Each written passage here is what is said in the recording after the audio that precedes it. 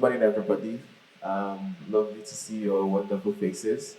My name is Victor Oluwole, and I will be moderating this panel session. I have here with me amazing industry leaders, experts that promise to make this session very insightful, very informative, and at the same time, very engaging. So please give us your full attention as we proceed to have a wonderful panel session with you guys. Thank you very much. So just to begin, I would give each of the panel speakers an opportunity to introduce themselves again, just so you can have a better understanding of who they are, where they work, and the kind of questions you can ask them. Thank you. So I'll start with Fabio. Okay, thank you. Great to be here. My name is Fabio Abiola. I currently work as a divisional head for digital marketing at Interswitch Group. Have about 10 years experience in digital and performance marketing. Prior to Interswitch, I worked at Kingmakers, which we know as BetKing. And prior to BetKing, BetKing is iGaming. Prior to that, I worked at Rekit Benkisa, FMCG, about 3 years leading digital media across sub-Saharan Africa. And I also worked at one of the, I don't know if I should still call them a startup, but Jumia, where I also led community marketing for Africa. I'm a lot focused on digital, performance marketing, customer life cycle, and I think that's all about me. Good to be here. Thank you very much, Fabio.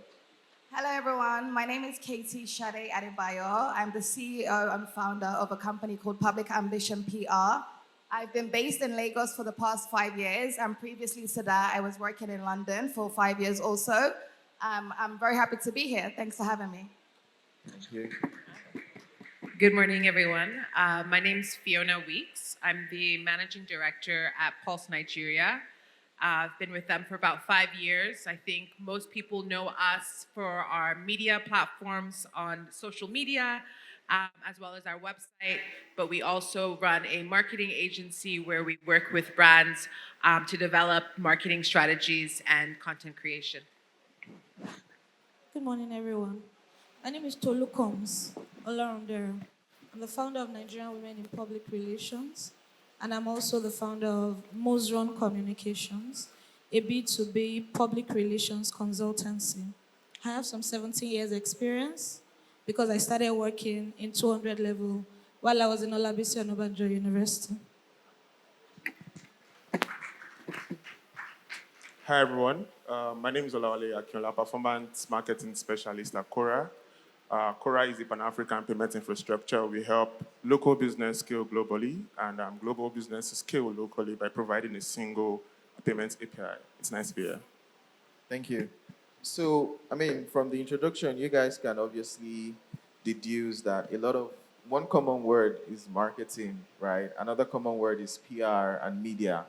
And the reason this session is important is because we all live in a digital age, right? Media is very important if you really want to scale up your business, if you really want to make yourself visibly available, you want people to find you, whatever it is that you're doing, no matter how small, you need media. And the purpose of this session is to help people understand the importance of media and at the same time how they can effectively utilize media as a tool to help scale up their startups. So I will be starting with Fabio.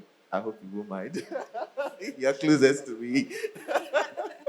So the question that I have for you, Fabio, is how can media be used effectively to facilitate a startup's entry into new markets and at the same time build their presence? Thank you.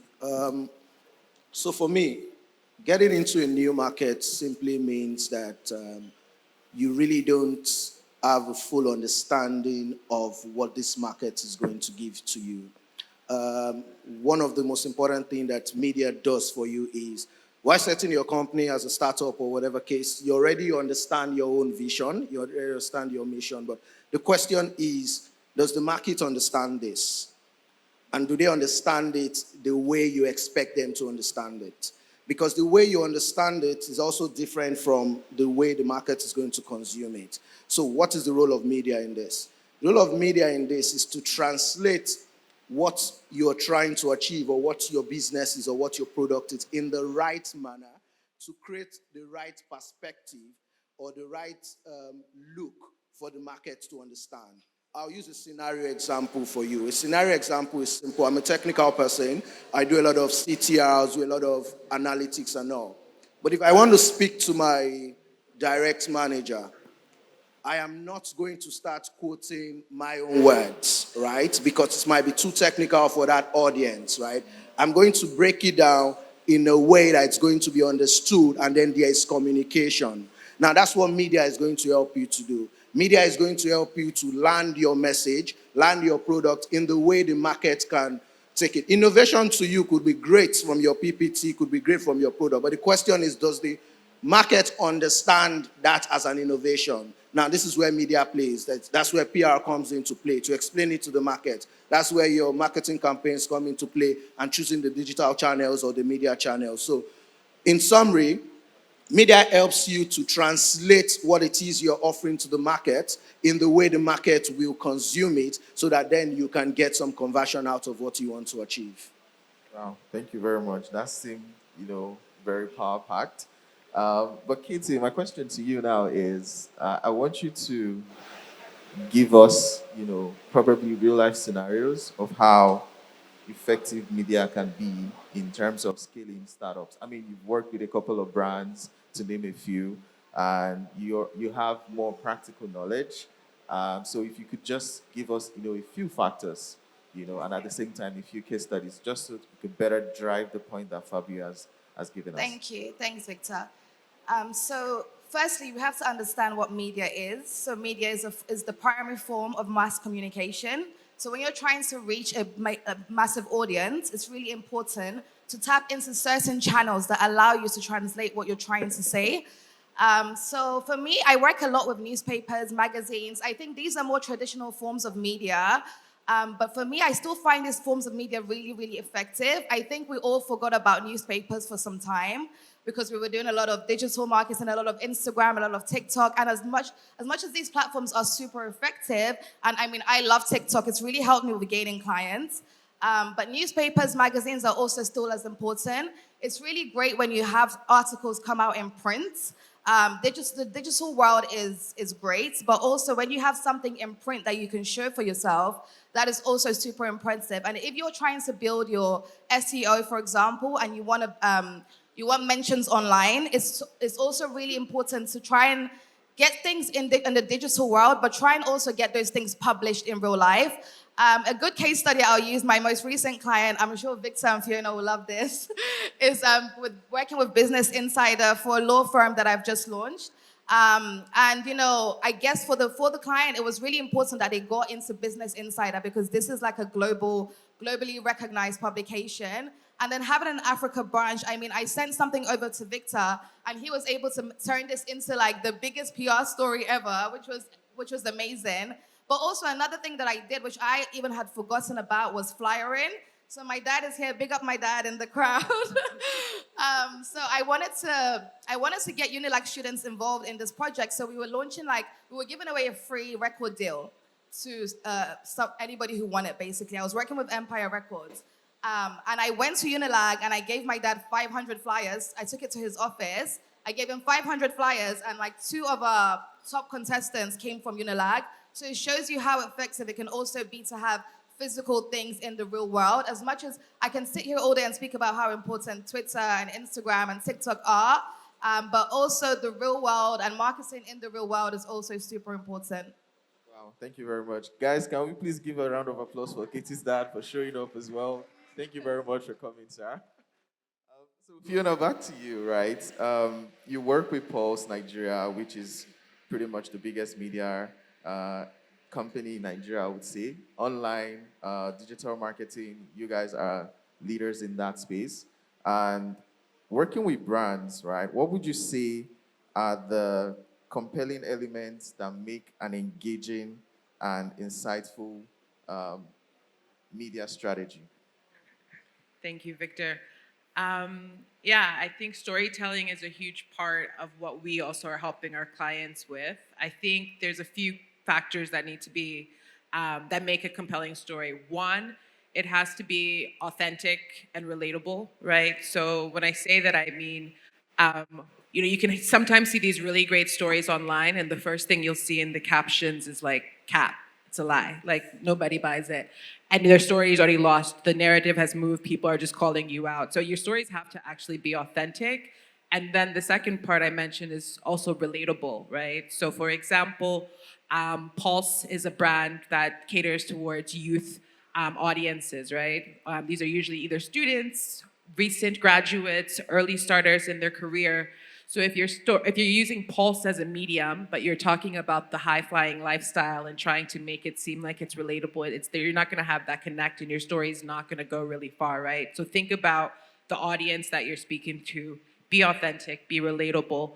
And then I think also just the other element is make sure the story actually is worth telling, right? Like most stories that we know, there's an arc, right? There's some sort of conflict, there's a resolution, there's an ending, beginning, middle, end. So really think through what is it that you're trying to tell, whether it's the product you're selling or the service that you're selling, create a storyline and make sure that it's something that's interesting and easy to follow, and be authentic and relatable. I think those are the key things, honestly. Thank you very much, Fiona.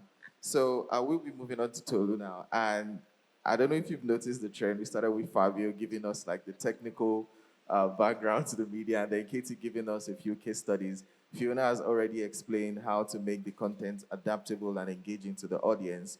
But now my question to you, being the business person here, is how can startups engineer a partnership with media company? I think that's where you come in as a PR expert, in a way to maximize, the partnership to be fully mutually beneficial to both the partner and at the same time their customers. Okay. I think before you think about partnerships, it's first to identify if there's a middle ground or something that would be of benefit to both parties. If you've not identified that value that you can get as the business or the brand, and then what's the value in that a potential partnership to the media organization, then whatever conversation you want to have will fall flat. So first identify if this media organization has the audience that you want to reach and will tell the story of your brand the way it needs to be told to their own audience. Because at that point, it's not so much about just your story, it's your story told in a way that will appeal to the audience of that media organization. How do you then find partnerships? So, first, I will tell a quick story about how I found Victor. Um, I think this is the second time I'm seeing him. But when I started my business, in Nigeria, media is pay to play. Mostly, if you have money, you can get anywhere. But even if you're going to pay the media, you need to know who you are going to talk to in the media. Otherwise, you would be tossed to and fro. And so I was doing my typical runs, just sleeping and waking up on Twitter because that's where most guys play. And then somebody had shared a story. I can't remember. This is maybe 6, 7 years back now. And I saw that the byline, so that means the name of the person who wrote the story in that media organization, was Victor. And so first I went on LinkedIn. I think I sent a message, I don't remember. But I found him more active on Twitter. And so the first thing was that I followed him, right? And then just kept, what's that thing? Stalking him. Yes. I mean, by the way, so we're trying to expand our services to Asia, and that's the same strategy we're using.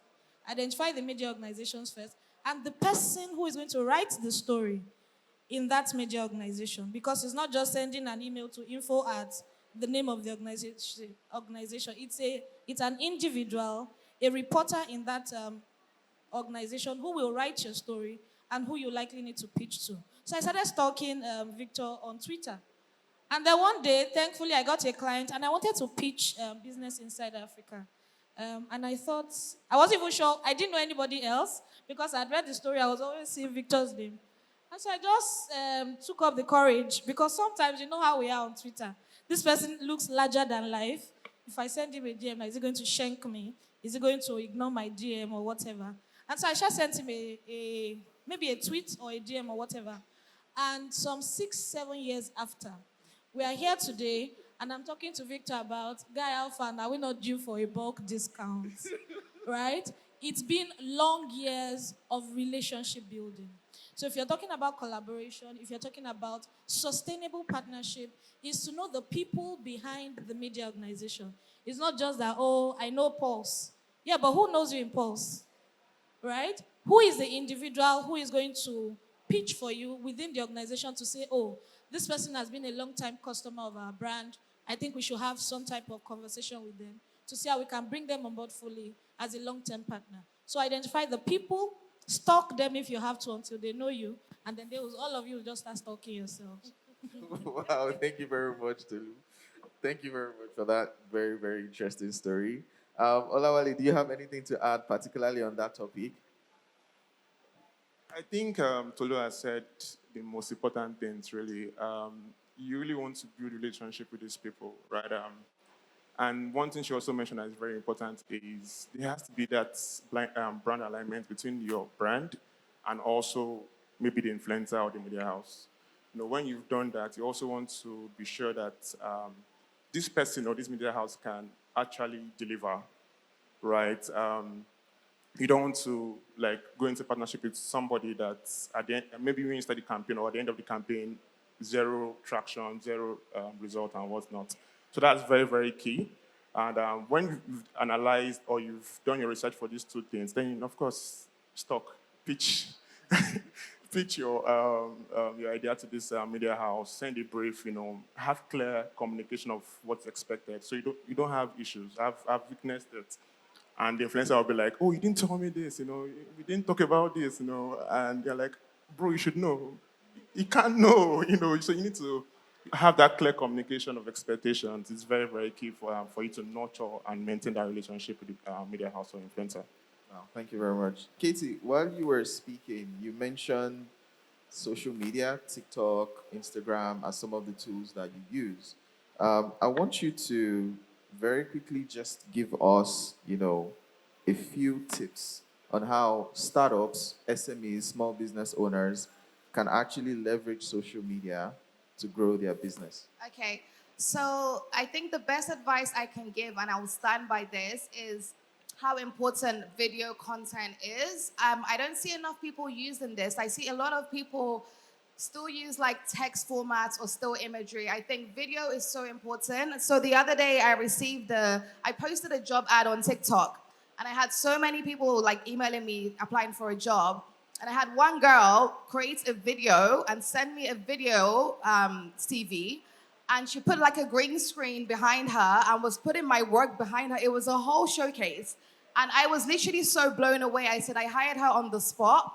But the thing with video is that it allows you to communicate the true authenticity of your brand. It kind of makes your business become a bit personal, but then you can also like showcase a lot more than you can in 1 minute than you can with text or anything else like that. So when I use platforms like Instagram or TikTok, I really try and focus on video formats or storytelling. Even if you're doing like a swipe post, let that swipe post be a story. Let it be something that is like, let everything be connected to each other. So yeah, video format for me with media is one of like the best things that's happened with this generation, and I really would love to see more people tap into that. If you have a business, you're a founder, let's hear your voice and like let's hear your opinions. Let's hear why this brand is better than any other brand in the same sector. So yeah, Victor, that's my suggestion. Wow, Fiona, for you, right, just to follow up on that, now we're talking about content and as well as the social media platforms. What would you recommend? Yeah, I think it's important, one, to have platform strategy, right? So what you're going to do on TikTok is not going to be what you do on Twitter. Really think about your audience and how they're using the platforms. The second thing I would say is, again, leveraging data analytics, right? So all of these platforms give you a back end if you create your account as a creator or business. Really follow that, right? So I mean, sometimes we have our own preferences for what we like to do, but really listen to what are the data points saying to you to guide you with your content strategy.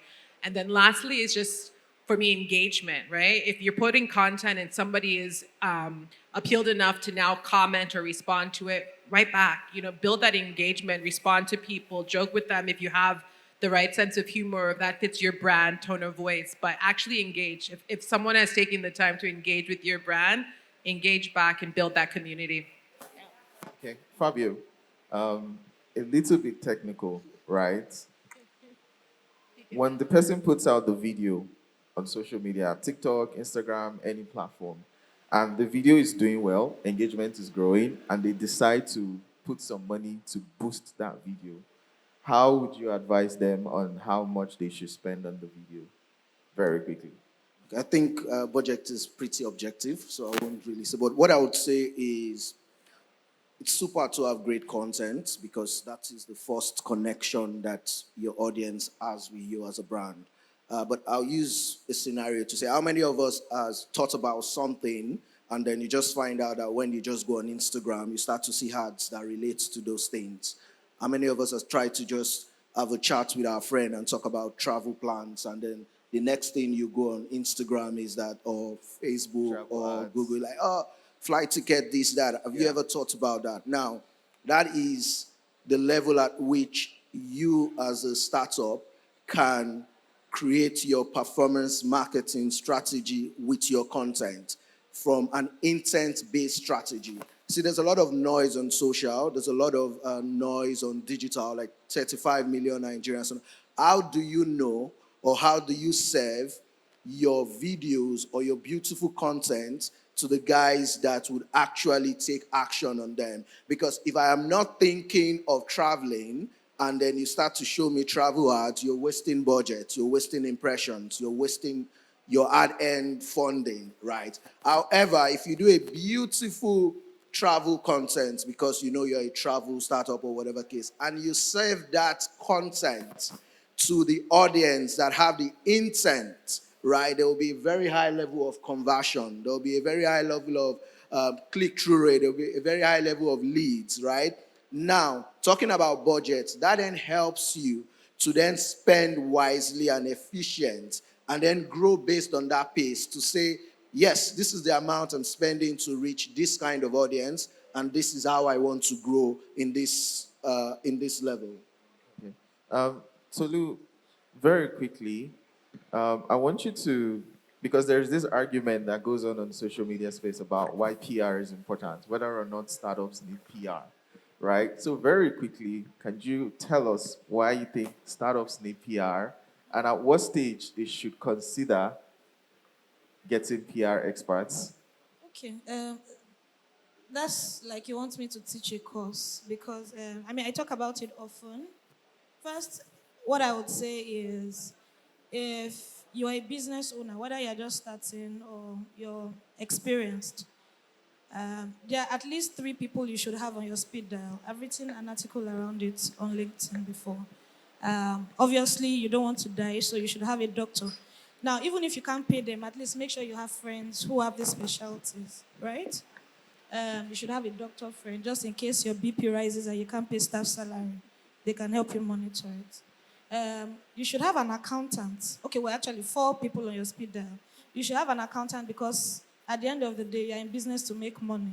So if money is not coming out, you need to talk to somebody that can guide you. Boss, maybe you should leave startup and go and get a job. This part is not for you. Yeah? The third person you should have on your speed dial is a lawyer, right? Because lawsuits and business is 5 and 6. Plus, you can go and messian on Twitter one day, and they will drag your destiny or take you to court. You need to have a lawyer, at least somebody, just a guy, your friend, a babe that you can call. The fourth person, who ideally should be number one, is a public relations consultant. Just make sure that this person understands communication. It's not about speaking English. It's not about speaking grammar. It's about understanding the principles of communication for a business and a business owner. So that's the first thing. Four people you should have on your speed dial: a doctor, a lawyer, an accountant, and a public relations professional. I'm not talking about an influencer. I'm talking about an educated, expert public relations professional. So should you have PR? Yes.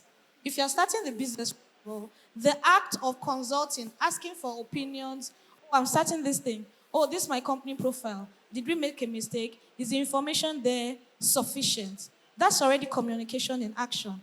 And for your sake, I'm hoping that you're asking that question of a public relations expert, not your lawyer. Not your lawyer. Oh, yes, not your lawyer.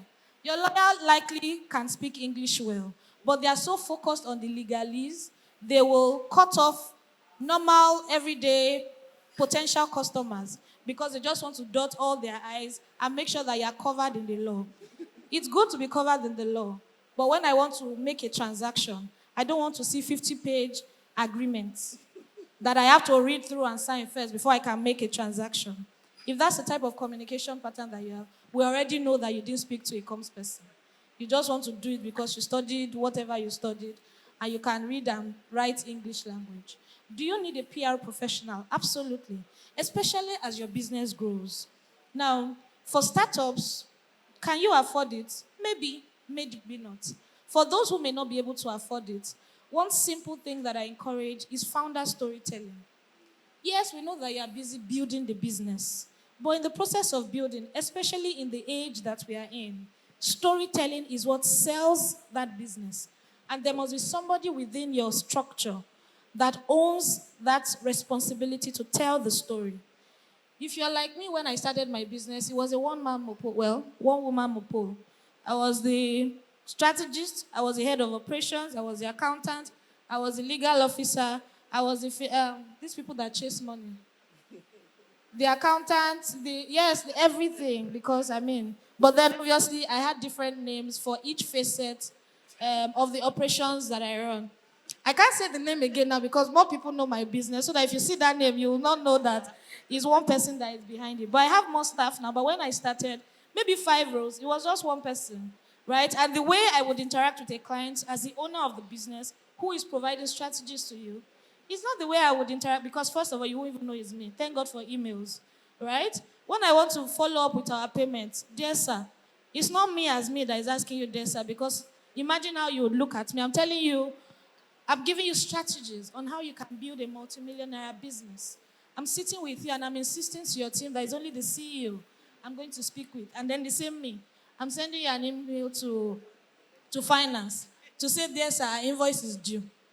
Will they even allow me to see the CEO again? No, because it looks like this one is just about the money. She's too hungry, right? So do you need a PR professional in your business at whatever stage that you're at? Absolutely. If you want to tell stories, you need to understand the audience. What type of storytelling strategy do you need? I'm a big fan of LinkedIn. My LinkedIn is my head office. Twitter is my branch, one of my branch offices. If you're a service business professional, one of the places you should be sleeping and waking up is LinkedIn, right? It's very interesting. Yeah. Well, so again, this is based on my experience and the recommendations that we've given to clients that has worked. If you're a so I'm not talking about products. I don't know a lot about it. I'm talking about service business professionals and founders. You want to be telling strategic stories on LinkedIn. You want to translate that storytelling from LinkedIn to TikTok, to Twitter, to Instagram in other formats. But LinkedIn loves long-form content that is thought leadership based. And that's one of the reasons I like Business Insider Africa. Very serious stories, right, that you read. And thankfully, I think we've gotten feedback at some point. We're publishing thought leadership articles for some of our clients. Just identifying things happening within the country and talking about those things from the perspective and expertise of our clients. There was a time pension, we were talking about pension and real estate, and we wrote an article for a client of ours who owns a hospitality business and is a real estate expert, investor. And we wrote that article. The feedback was phenomenal. I'm not sure I ever told you, Victor, because we published it on Business Insider Africa. And she kept getting that. She wrote it, we published it on Business Insider Africa, and everybody kept sending her that link. She got invitations from international bodies to come talk about this thing that she wrote just because it was on Business Insider Africa. Yeah. So understanding the platform, understanding why you should say what you should say, and then putting yourself out there as a business owner, telling critical stories dependent on the platform that you choose is very important. Thank you. Thank you very much. And to round up, I would ask you the final question, Olawale, just very quickly. How can startups leverage marketing, right, to work with media and grow their brand very quickly? All right. I think if you're a startup, for example, and you don't have a marketing team, then you're just playing. Now there are 5 hires from 4. They're just playing, right? Because media is very essential. You might be building something very interesting. You might be building like the next Facebook or next Tesla. But if nobody here knows about your startups, you're just wasting time. Yeah. Right? So the media is like a trumpet. You need to blow your horns. You need to like tell people what you're working on and what's not. Right? So I think the first thing is to identify who you want to work with. What media platforms you want to use to drive this visibility for your brand. When you're able to identify that, of course, you need to engage and do these things, right? So if for example, you identify the particular media for promotion, right? Reach out to them and talk to them, back and forth, negotiate deals and whatnot, and start the campaign just to put yourself out there. And I think one other thing that is very important is you can't be everywhere unless you have that. It's not even possible. Right, you can't be everywhere. So you want to be able to identify what works for me and what doesn't work, right? I've seen some brands on some platform. I'm like, what are you doing here? Right. So you need to identify what media channels. Yeah.